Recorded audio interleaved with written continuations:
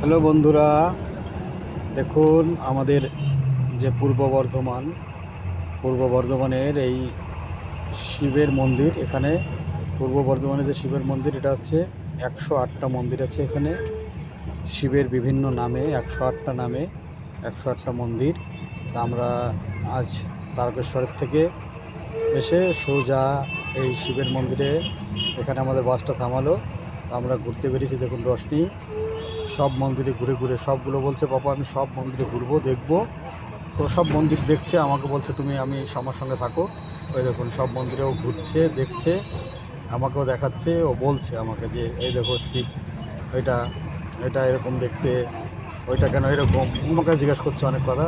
দেখুন সব মন্দিরের উপরে নাম লেখা আছে, কোন মন্দিরটায় কোন শিবের মূর্তি আছে। তো সেই হিসাবে মন্দিরগুলোতে 108টা মন্দির আছে, মন্দিরগুলোতে এইভাবে নাম লেখা আছে। ঠিক আছে, সব মন্দিরের ভিডিও তো করা সম্ভব নয় বন্ধুরা। তো যতগুলো আমি পেরেছি ভিডিও করেছি রশনিকে নিয়ে। রশনি ওই দেখুন আমাকে দেখাচ্ছে, বাবাই দেখো মন্দিরটা, এই যে ঠাকুরের যে শিবলিঙ্গ আছে সেই শিবলিঙ্গ, আর উপরে প্রত্যেকটা মন্দিরের ওই যে ওইখানে এই দেখুন ওখানে বিষ্ণু স্বয়ং শুয়ে রয়েছে। শ্রী বিষ্ণু পাশে মন্দিরে মন্দিরের সামনে। তো রশনি সব মন্দিরে খুব আনন্দ করছে, রশনি খুব আনন্দ করছে। তারকেশ্বরে কোনোদিন আসেনি। তারপরে ওখান থেকে আমরা যখন এখানে এলাম, এখানেও এসেও খুব আনন্দ করছে, নাচানাচি করছে, বলছে বাবা সব মন্দিরই দেখবো। এরকম মদন মোহনের মন্দির, এটা এরকম 108টা মন্দির আছে এখানে মোট। তো পূর্ব বর্ধমানের এখানে আপনারা যদি আসেন, এই মন্দিরগুলো অবশ্যই আপনারা দর্শন করবেন, আপনাদের খুব ভালো লাগবে, কারণ আমাদেরও খুব ভালো লেগেছে। আর আমরা খুব এনজয় করেছি, রশনিও খুব এনজয় করেছে।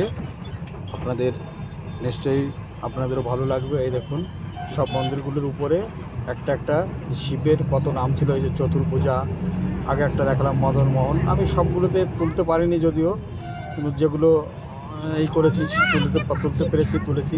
এই যে নীলকণ্ঠেশ্বর, হ্যাঁ, এরকম বহু নামে এখানে প্রতিষ্ঠিত আছে ভোলেনাথ। ঠিক আছে, স্বয়ং মহাকাল মহেশ্বরীর মূর্তিও আছে এখানে।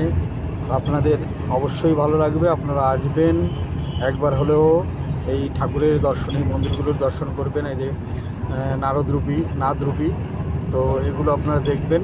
রশনিও খুব আনন্দ করে দেখছে মন্দিরগুলো, ওরও খুব ভালো লেগেছে।